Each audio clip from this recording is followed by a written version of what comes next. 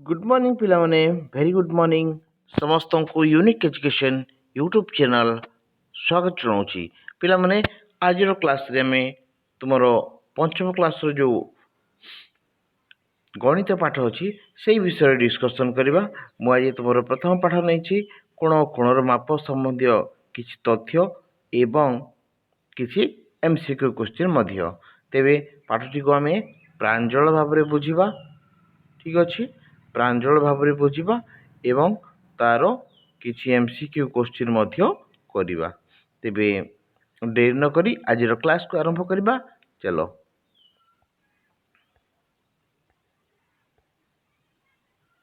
देख पिला माने कोण प्रथम जिनस हूँ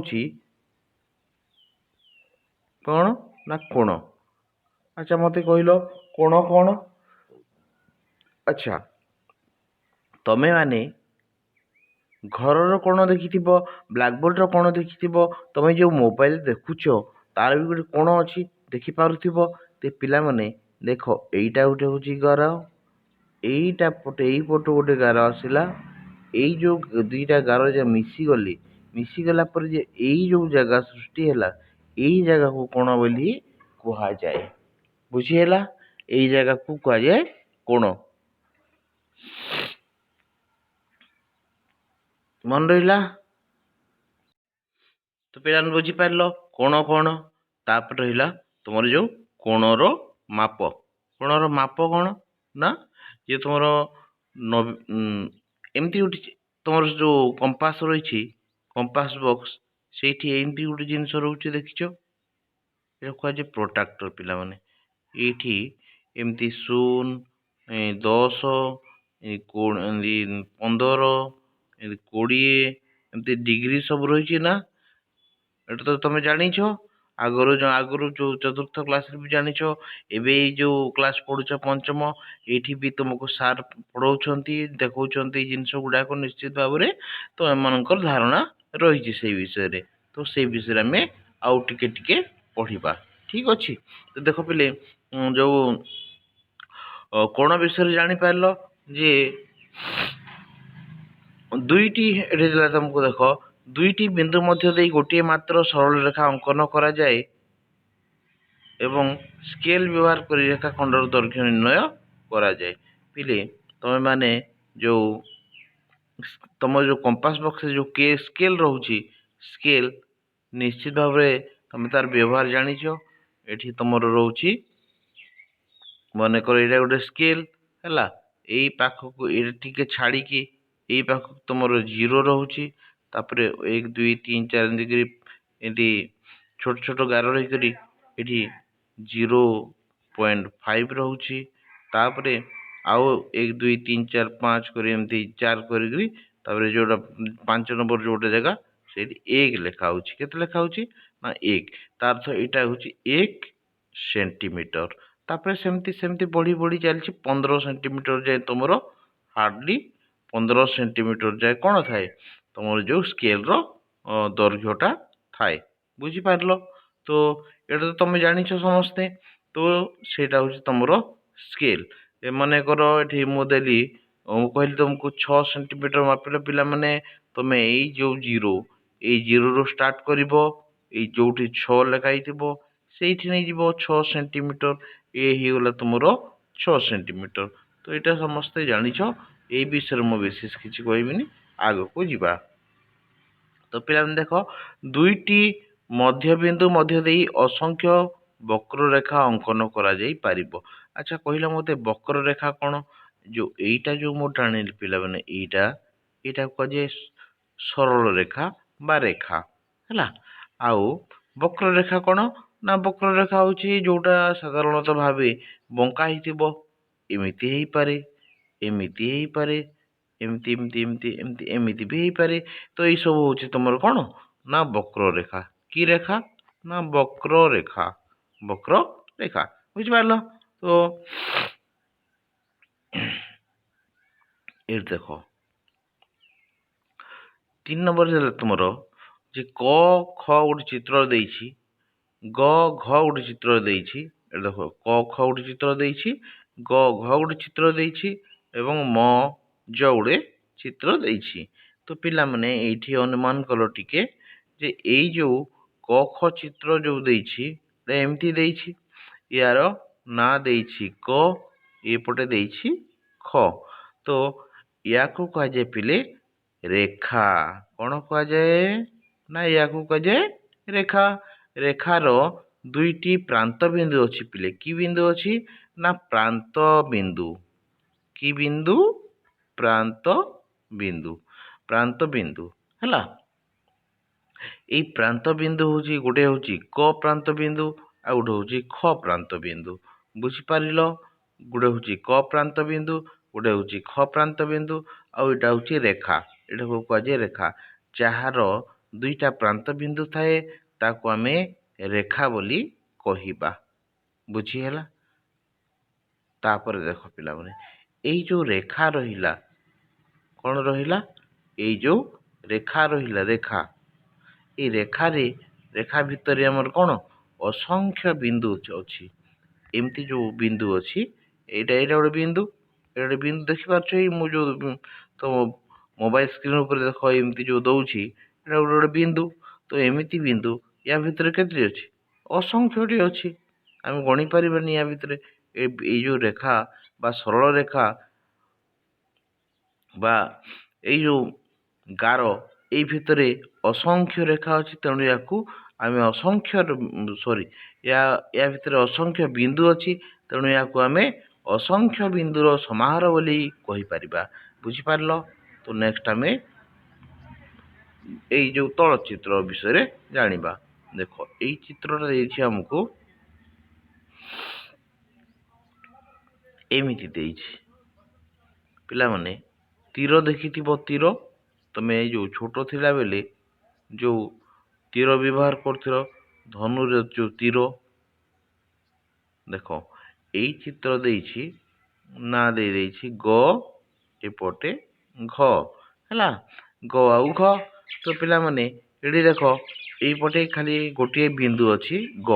ଏଇ ଯୋଉ ଗ ବିନ୍ଦୁଟା, ଏଇ ଯୋଉ ଗ ବିନ୍ଦୁଟା, ଏଇଟା, ଏଇ ଗ ବିନ୍ଦୁରେ ଦେଖ, ଏଇଠି ଏଇଟା ହଉଛି ଆଦ୍ୟ ବିନ୍ଦୁ। କି ବିନ୍ଦୁ? ଆଦ୍ୟ ବିନ୍ଦୁ। ଯାହାର ଗୋଟିଏ ଆଦ୍ୟ ବିନ୍ଦୁ ଥିବ, ଆଉ ଗୋଟିଏ ପଟେ ସେ ଅନିର୍ଦ୍ଦିଷ୍ଟ ସମୟ ପାଇଁ ଗଡ଼ି ଚାଲିଥିବ। ଏଇଟା ଷ୍ଟପେଜ ନାହିଁ ପିଲେ, ଏଇଟା ଏକ୍ସପ୍ରେସ ଭଳିଆ ଚାଲିଥିବ ଏଇଟା ଏଇ ପଟକୁ। ତେଣୁ ୟାକୁ ଆମେ କହିବା ରଶ୍ମି। କ'ଣ କହିବା? ନା ରଶ୍ମି।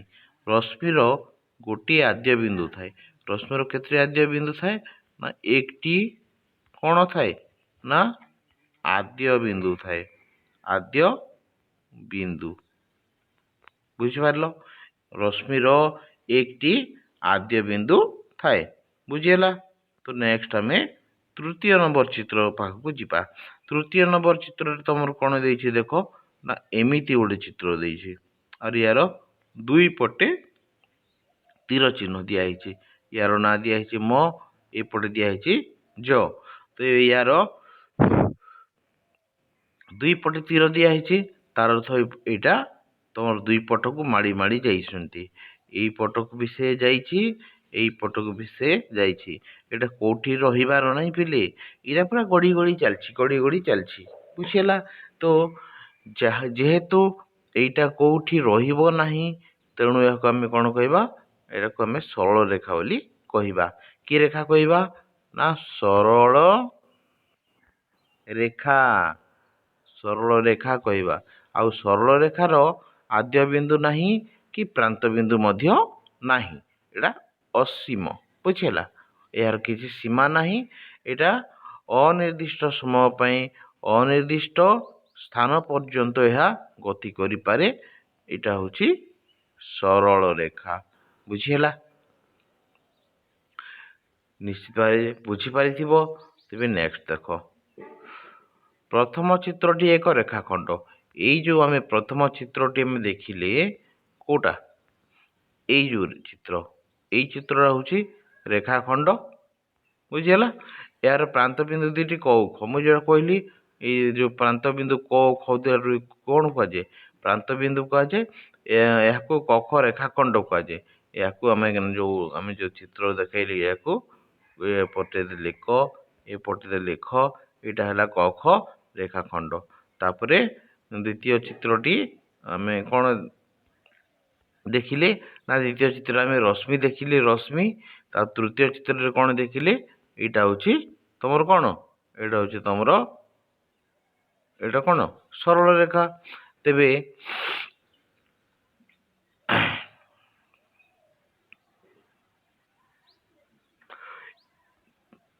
एक मूल बिंदु विशिष्ट दुईटी भिन्न रश्मि द्वारा जो चित्रटी सृष्टि है ताको एक कोण चित्र कुआजे एक मूल बिंदु विशिष्ट एटा गोटे मन कर मु गोटे बिंदु नेली मूल बिंदु एटा एटा मूल बिंदु हला जदि एइठु आमे दुईटा रश्मि अंकन करबा ए पटको गोटे करबा एई पटको गोटे कोणी रश्मि कोन करबा अंकन करबा तेबे एई जो जगह रहिला याको आमे कोण बोली कहिबा कोण कहिबा ना कोण बोली कहिबा बुझिएला कोण कोण बुझिएला तापर देखो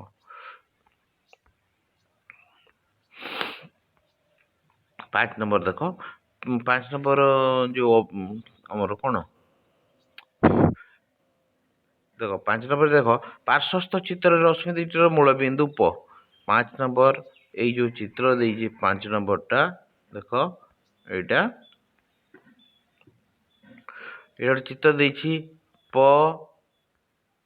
फ आ ब एटा देखो पार्श्व चित्र रश्मि दुईटीर मूल बिंदु प एई जो मूल बिंदु होची प एटा गोटे बिंदु एई जो बिंदु प बिंदु होची मूल बिंदु आ प ब एई जो रेखा रहिला ए रश्मि रहिला याको कहा जाय प प ब रश्मि ए पटक रहिला हमर प फ रश्मि बुझिएला आउ यार मूल बिंदु होची प बुझि परलो याकू आमे कोन कहिबा ना ब प फ ब प फ कोण बोली कहिबा कोण कहिबा ना ब प ब प फ एमती चिन्ह देई देबो ब प फ कोण बोली कहिबा बुझि पारिलो तापरे जो माने मोर जो आगर गोटे वीडियो देखिथिलो से माने निश्चित भाव रे सूक्ष्म कोण समकोण स्थूल कोण विषय जानिथिबो तथापि मु तो गोटे के कहिबी एठी हला देखो एइटा होची सूक्ष्म कोण की कोण एटा सूक्ष्म कोण जोटा पूरा एमती सीधा ହେଇକି ଥିବ ସେଟା ହଉଛି କଣ ସମକୋଣ जोटा समकोण रु कम थिबो बा 90 डिग्री रु कम एटा 90 डिग्री एटा केते डिग्री हमर रही गला 90 डिग्री आ ए 90 डिग्री रु जोटा कम थिबो एमती एमती कम ହେଇକି थिबो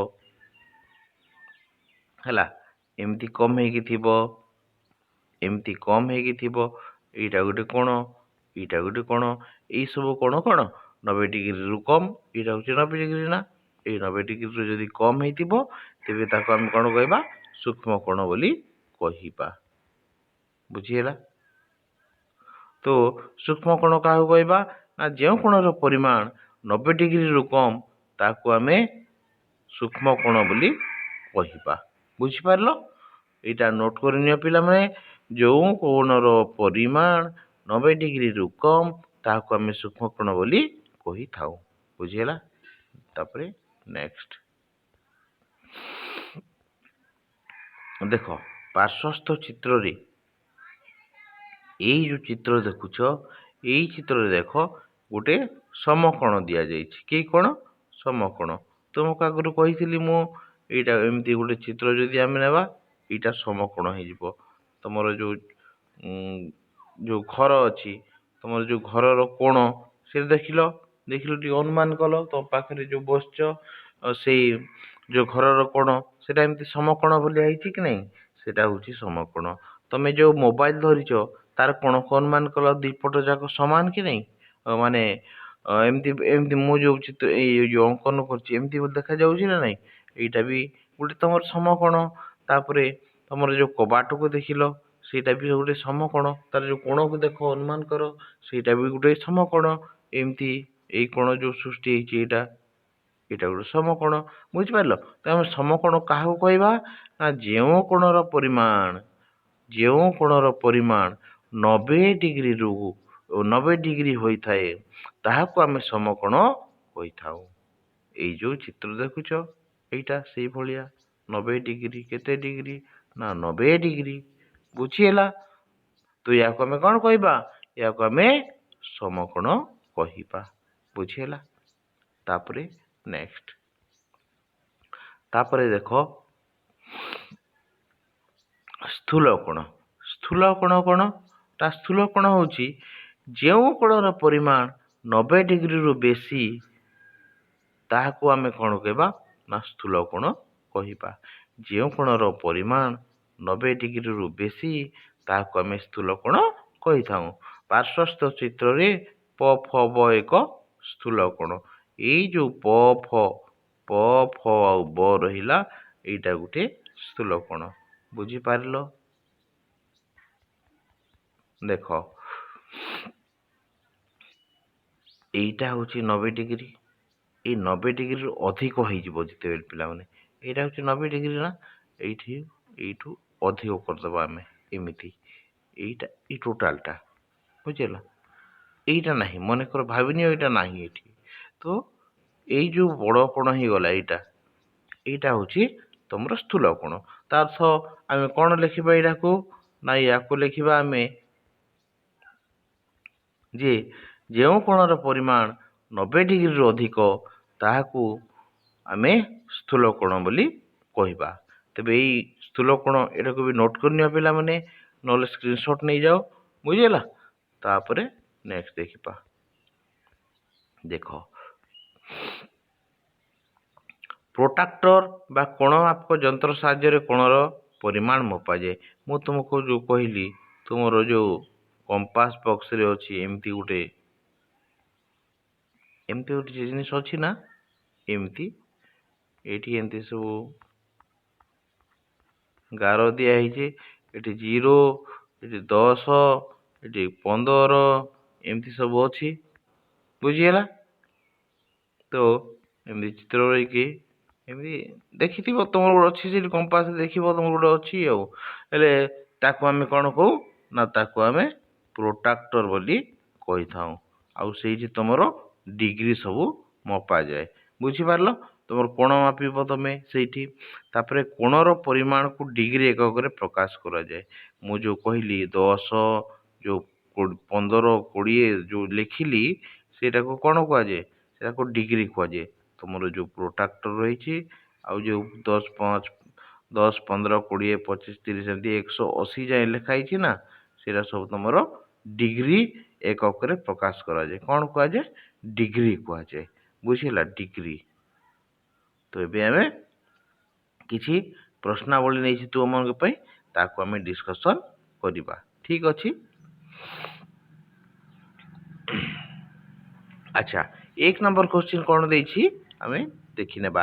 ଯେଉଁ କୋଣର ପରିମାଣ 90 ଡିଗ୍ରୀରୁ କମ ତାକୁ କି ପ୍ରକାର କୋଣ କହନ୍ତି। ଏବେ କହିଲି ମୁଁ ତୁମକୁ ତମେ ମାନେ ନିଶ୍ଚିତ ଭାବରେ ଜାଣିଥିବ। ତମମାନଙ୍କର ଆଖି ନିଶ୍ଚିତ ଭାବରେ ସେ ଅପସନ ପାଖକୁ ପଳେଇ ଯାଇଥିବ ପିଲାମାନେ ମୁଁ ଜାଣିଛି। ତ ଆମ ପିଲାମାନେ ବହୁତ ବ୍ରିଲିଆଣ୍ଟ। ତ ୟାର କରେକ୍ଟ ଆନ୍ସର କଣ କହିଲ ୟାର କରେକ୍ଟ ଆନ୍ସର ହେଇଗଲା ତୁମର କଣ ସୂକ୍ଷ୍ମ କୋଣ। କି କୋଣ ନା ସୂକ୍ଷ୍ମ କୋଣ।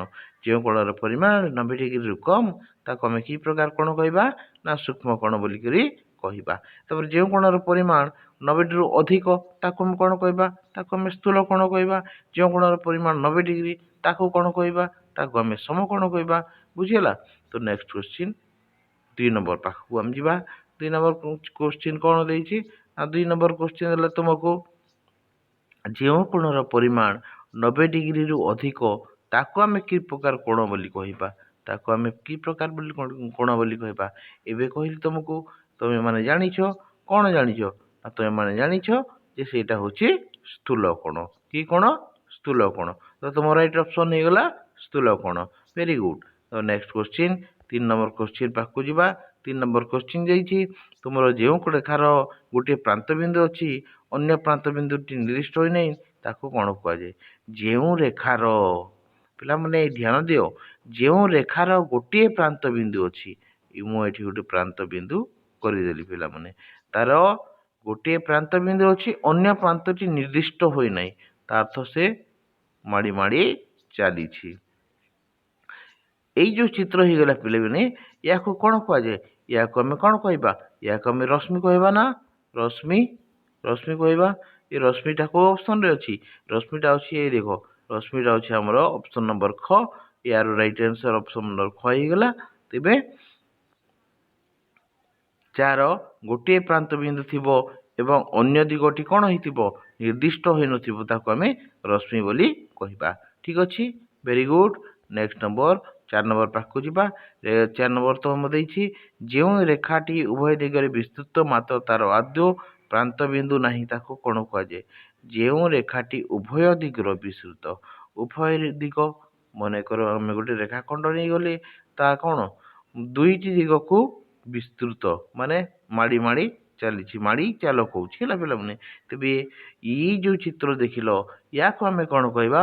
ନା ୟାକୁ ଆମେ କ'ଣ କହିବା? ନା ତମେ ଜାଣିଛ ଏଟା ହଉଛି ସରଳ ରେଖା। କି ରେଖା? ନା ସରଳ ରେଖା। ବୁଝିଲା ପିଲାମାନେ?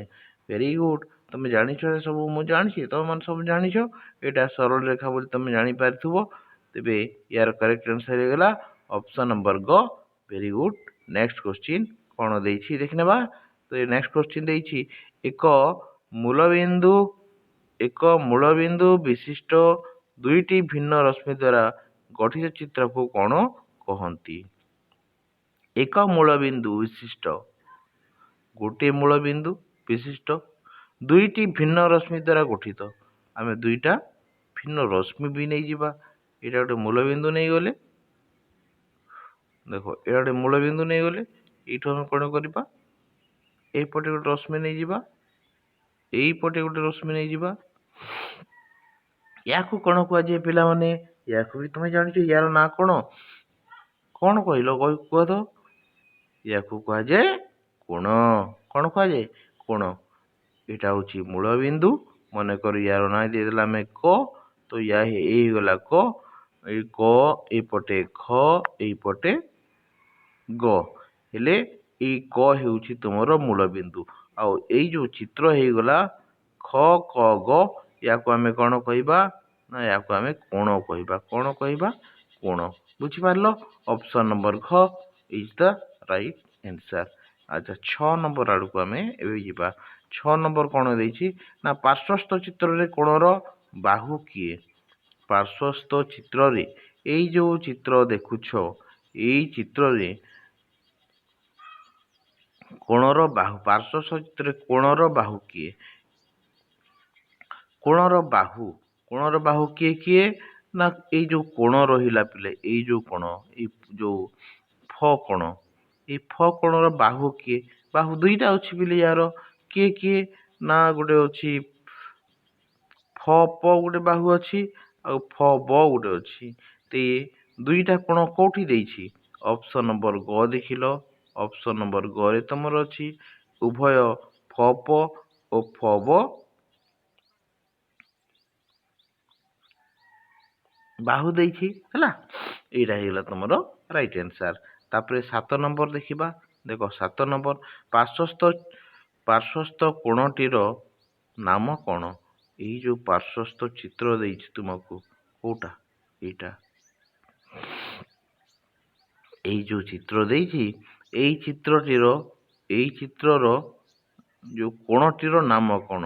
କ'ଣ ଏଇ ଚିତ୍ରର କୋଣର ନାମ? ପ ଫ ବ, ପ ଫ ବ। ଯୋଉ କୋଣ, ଯୋଉଠି ପିଲାମାନେ କୋଣ ଯୋଉ ଜାଗାରେ ଥିବ, ଏଇ ଜାଗାରେ ଅଛି ନା, ଏଇଟାକୁ ମଝିରେ ରଖିବ ପିଲାମାନେ ସବୁବେଳେ। ଏଇଆର ନାଁକୁ ମଝିରେ ରଖିବ। ପ ଫ ବ ହେଇଯିବ ୟାର ନା। ଏମିତି କରିବନି ଯେ ଫ ପ ବ, ଫ ପ ବ କୋଣ ବୋଲି କହିବନି। ଯୋଉଟା ମାନେ କୋଣର ପାଖରେ ଯୋଉ ନାଁ ଥିବ, ତାକୁ ତମେ ମଝିରେ ରଖିବ। ୟାକୁ ଫ କୋଣ ବି କହିପାରିବ କିମ୍ବା ପ ଫ ବ କହିପାରିବ। ତେବେ ପ ଫ ବ କୋଉ ଜାଗାରେ ଅଛି? ନା ଅପସନ ନମ୍ବର ଆମର କ ରେ ଅଛି ପ ଫ ବ କୋଣ। ୟାର ରାଇଟ୍ ଆନ୍ସର 7 ନମ୍ବର କ ହେଇଗଲା। ତାପରେ ପିଲେ 8 ନମ୍ବର ଦେଖ। 8 ନମ୍ବର ଦେଇଛି, ପାର୍ଶ୍ୱସ୍ଥ ଚିତ୍ରଟି କି ପ୍ରକାର କୋଣ? ଚିତ୍ରଟା ଏମିତି ଦେଇଛି ଆମକୁ, ଏମିତି ହେଲା, ଏମିତି ଦେଇଛି ନା, ଏଇଟା କି କୋଣ ବୋଲି କହିଛି। ତମେମାନେ ଜାଣିଛ ଯୋଉଟା 90 ଡିଗ୍ରୀରୁ କମ୍ ତାକୁ କ'ଣ କୁହାଯାଏ? ତାକୁ କୁହାଯାଏ ସୂକ୍ଷ୍ମ କୋଣ। କ'ଣ କୁହାଯାଏ? ସୂକ୍ଷ୍ମ କୋଣ। ଏ ସୂକ୍ଷ୍ମ କୋଣ କୋଉ ଅପସନରେ ଅଛି? ଅପସନ ନମ୍ବର 6 ରେ ଅଛି। ଦେଖ ଇଏ ରହିଲା ତୁମର ସୂକ୍ଷ୍ମ କୋଣ। ତ 8 ନମ୍ବର କ୍ୱେଶ୍ଚିନ୍ ର ରାଇଟ୍ ଆନ୍ସର କ'ଣ? ନା ଅପସନ ନମ୍ବର ଖ, ସୂକ୍ଷ୍ମ କୋଣ। ବୁଝିଲା? ନେକ୍ସଟ କ୍ୱେଶ୍ଚିନ୍ ଦେଖିନେବା। 9 ନମ୍ବର କ୍ୱେଶ୍ଚିନ୍ ଦେଖ ପିଲାମାନେ, ପାର୍ଶ୍ୱସ୍ଥ କୋଣର ଶୀର୍ଷ ବିନ୍ଦୁ କିଏ? ଶୀର୍ଷ ବିନ୍ଦୁ ପଚାରିଲା। ସିଏ କ'ଣ ପଚାରିଲା? ଶୀର୍ଷ ବିନ୍ଦୁ। ନା ଶୀର୍ଷ ବିନ୍ଦୁ କ'ଣ? ନା ଯୋଉଟା ମୂଳ ବିନ୍ଦୁ ତାକୁ ଆମେ ଶୀର୍ଷ ବିନ୍ଦୁ କହିଥାଉ। ଯୋଉଟା ମୂଳ ବିନ୍ଦୁ ତାକୁ ଆମେ ଶୀର୍ଷ ବିନ୍ଦୁ କହିଥାଉ। ଆଚ୍ଛା, ଏଇ ଚିତ୍ରରେ, ଏଇ ଯୋଉ ଚିତ୍ରରେ ମୂଳ ବିନ୍ଦୁ କୋଉଟା ପିଲାମାନେ? ଏଇ ମୂଳ ବିନ୍ଦୁ ହେଇଛି ଫ। ୟାର ମୂଳ ବିନ୍ଦୁ ହଉଛି ଫ। ତେଣୁ ୟାର ରାଇଟ୍ ଆନ୍ସର ହେଇଗଲା ଅପସନ ନମ୍ବର ଖ। ବୁଝିଲା? Next question 10 number question. ଆଚ୍ଛା, 10 ନମ୍ବର କ୍ୱେଶ୍ଚିନ୍ ଦେଖିଲ କ'ଣ ଦେଇଛି? ନା କ ଖ ଗ ର ପରିମାଣ କ'ଣ? କ ଖ ଗ ର ପରିମାଣ କେତେ? ଏଇ ଦେଖ, ଏଇ ଯୋଉ ଚିତ୍ର ରହିଲା, ଏଇ ଚିତ୍ରରେ ସେ ପଚାରିଛି କ ଖ ଆଉ ଗ। କ ଖ ଗ ଚିତ୍ରଟା କେମିତି ହେଇଛି? ଏଇପଟେ ଦେଖ, ଚିତ୍ରଟା ଏମିତି ହେଇଛି। ତେବେ ୟାର ପରିମାଣ କେତେ? ୟା ଜାଣିଛ ତମେ, ଏମିତି ଚିତ୍ର ହେଲେ ୟାର ପରିମାଣ କେତେ ହୁଏ? 90 ଡିଗ୍ରୀ ହୁଏ। ତେବେ 90 ଡିଗ୍ରୀ କୋଉଠି ଅଛି? ଏଇ ଦେଖ, ଆମର ଅପସନ ନମ୍ବର ଖ ରେ ଅଛି। ୟାର ରାଇଟ୍ ଆନ୍ସର ହେଇଗଲା ଅପସନ ନମ୍ବର ଖ। ବୁଝିପାରିଲ? ନେକ୍ସଟ କ୍ୱେଶ୍ଚିନ୍ 11 ନମ୍ବର କ୍ୱେଶ୍ଚିନ୍ ପାଖକୁ ଯିବା ଆମେ। 11 ନମ୍ବର କ୍ୱେଶ୍ଚିନ୍ କ'ଣ ଦେଲା? ନା ଯେଉଁ ରେଖାର ଦୁଇଟି ପ୍ରାନ୍ତ ବିନ୍ଦୁ ଅଛି ତାକୁ କ'ଣ କୁହାଯାଏ? ଯେଉଁ ରେଖାର ଦୁଇଟି ପ୍ରାନ୍ତ ବିନ୍ଦୁ ଅଛି ତାକୁ କ'ଣ କୁହାଯାଏ? ତାକୁ କ'ଣ କୁହାଯାଏ? ଯେଉଁ ରେଖାର ଦୁଇଟି ପ୍ରାନ୍ତ ବିନ୍ଦୁ ଅଛି। ଏଇ ଦେଖ, ଏଇଟା ଗୋଟେ ରେଖା ହେଇଗଲା, ଦୁଇଟା ପ୍ରାନ୍ତ ବିନ୍ଦୁ ବି ରହିଲା। ୟାର ନାମ ଆମେ କ ଦେବା, ୟାର ନାମ ଆମେ ଖ ଦେବା। ଏଇଟାକୁ ପ୍ରାନ୍ତ ବିନ୍ଦୁ କୁହାଯାଏ ପିଲେ। ଏ ଦୁଇ ସାଇଡର ଯୋଉଟା ପ୍ରାନ୍ତ ବିନ୍ଦୁ ଅଛି, ୟାକୁ କ'ଣ କହିବା? ବର୍ତ୍ତମାନ ଯୋଉ ଚିତ୍ର ଦେଖିଲେ କ'ଣ କୁହାଯାଏ? ୟାକୁ ମୁଁ ଆଗରୁ କହିଥିଲି, ୟାକୁ ରେଖାଖଣ୍ଡ କୁହାଯାଏ। ତ ରେଖାଖଣ୍ଡ କୋଉ ଅପସନରେ ଅଛି ପିଲାମାନେ? ରେଖାଖଣ୍ଡ ଆମର ଅଛି ଅପସନ ନମ୍ବର କ ରେ ଅଛି। ତେବେ ଇଏ ହେଇଗଲା ତମର ରାଇଟ୍ ଆନ୍ସର ଅପସନ ନମ୍ବର କ। ବୁଝିପାରିଲ? ନେକ୍ସଟ କ୍ୱେଶ୍ଚିନ୍ ଦେଖ, 12 ନମ୍ବର କ୍ୱେଶ୍ଚିନ୍ କ'ଣ ଦେଲା? ନା ପାର୍ଶ୍ୱସ୍ଥ ଚିତ୍ରରେ କେତୋଟି ରଶ୍ମି ଅଛି? ଏଇ ଯୋଉ ପାର୍ଶ୍ୱସ୍ଥ ଚିତ୍ର ଦେଖିଲ, ଏଠି ସେ ପଚାରିଲା କେତୋଟି ରଶ୍ମି ଅଛି। ତମେ ମାନେ ଜାଣିଛ ରଶ୍ମି କେମିତି ଦେଖାଯାଏ? ନା ରଶ୍ମି ଏମିତି ଗୋଟେ ବିନ୍ଦୁ ଥାଇକି ଏମିତି ଗୋଟେ ପଟକୁ ତୀର ଚିହ୍ନ ଥାଏ। ତେବେ ଏଇ ଚିତ୍ରରେ କେତୋଟି ରଶ୍ମି ଅଛି? ତମେ କହିବ ସାର୍ ଏଠି ତ ଆମକୁ 3ଟି ରଶ୍ମି ହିଁ ଦେଖାଯାଉଛି। କ ଖ ଗୋଟେ ରଶ୍ମି, କ ଗ ଗୋଟେ ରଶ୍ମି, କ ଘ ଗୋଟେ ରଶ୍ମି, ହେଲେ ଏଇଟା 3ଟା ରଶ୍ମି ଦେଖାଯାଉଛି। ତେଣୁ ୟାର କରେକ୍ଟ ଆନ୍ସର କ'ଣ?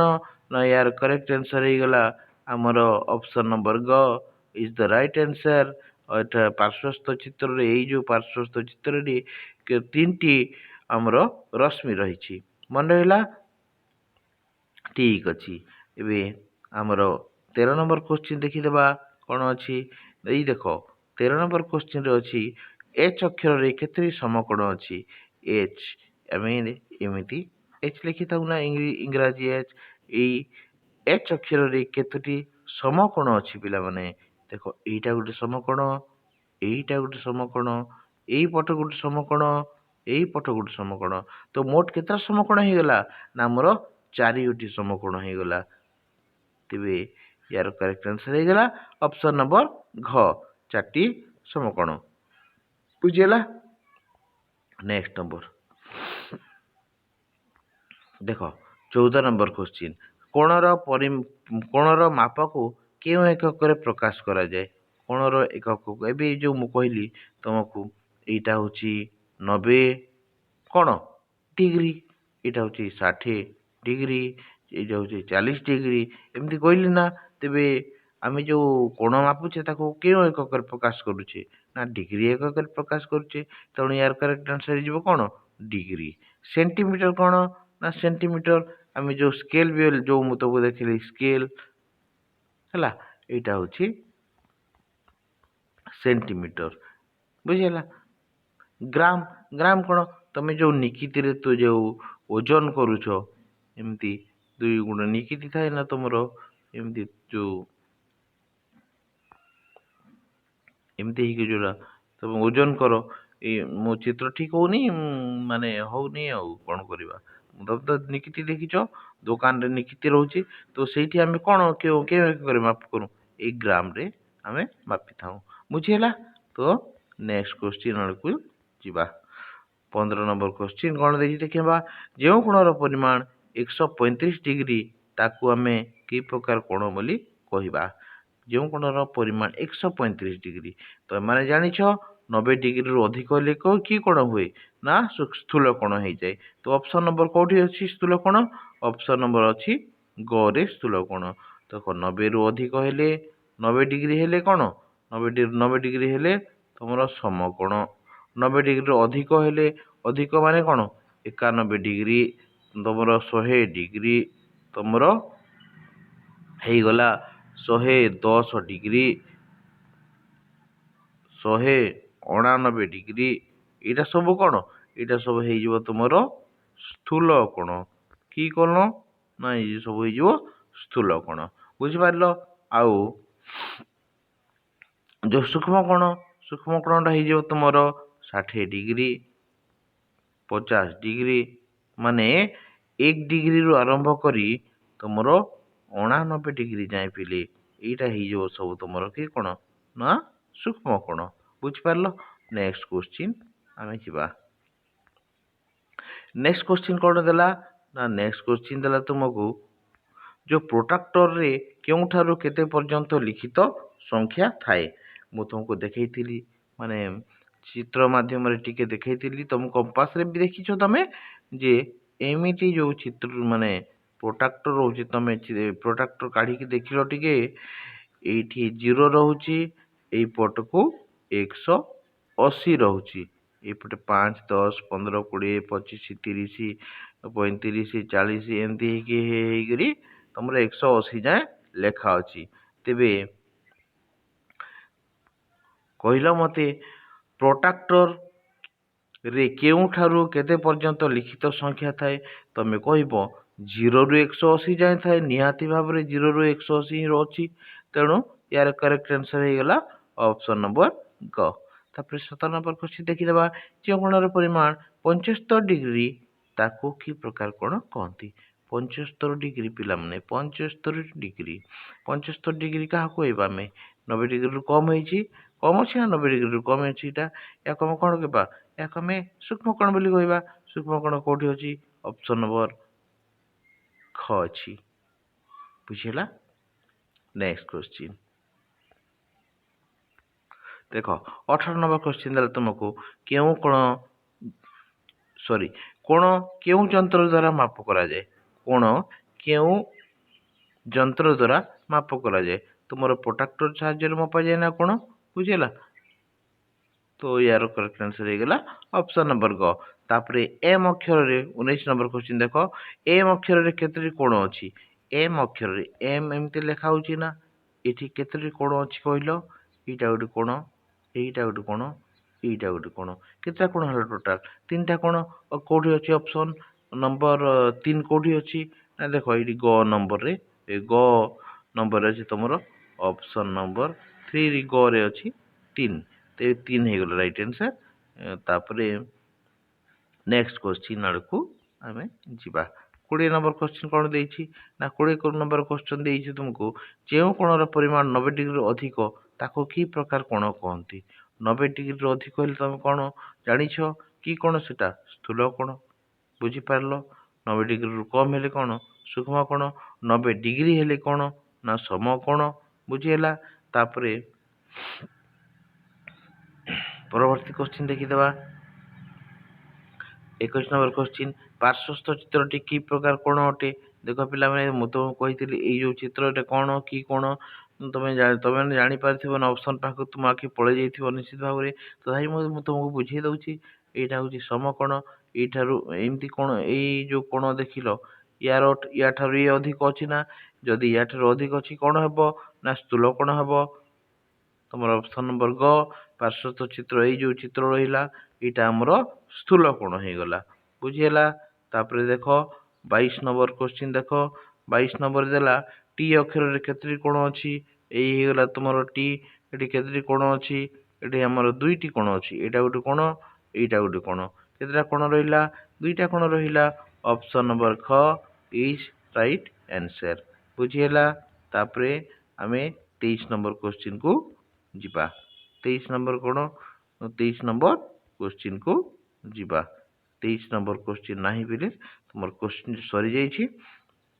ଆଶା କରୁଛି ପିଲାମାନେ ଆଜିର ଭିଡ଼ିଓ ତୁମମାନଙ୍କୁ ନିଶ୍ଚିତ ଭାବରେ ହେଲ୍ପଫୁଲ୍ ହେଇଥିବ। ତୁମେମାନେ ବୁଝିଥିବ କୋଣ ବିଷୟରେ, କୋଣର ମାପ ବିଷୟରେ। ତେବେ ଯଦି ମୋ ଭିଡ଼ିଓଟି ଭଲ ଲାଗୁଛି ତୁମମାନଙ୍କୁ, ତେବେ ନିହାତି ଗୋଟେ ଲାଇକ୍ କରିଦେବ। ଲାଇକ୍ କରିଦେବ ହେଲା। ଭିଡ଼ିଓ ଯଦି ତୁମକୁ ଭଲ ଲାଗୁଛି ତେବେ ଗୋଟେ ଲାଇକ୍ କରିଦେବ। ଆଉ ଚ୍ୟାନେଲଟିକୁ ସବସ୍କ୍ରାଇବ୍ କରିବ ପିଲାମାନେ।